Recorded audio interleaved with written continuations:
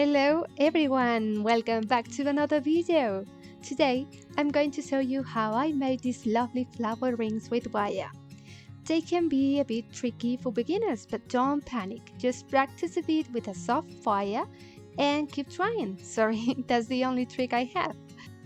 You can make them simple or you can give them a lot of color using nail polish. This is up to you. But please let me know which is your favorite style on the comments before you go.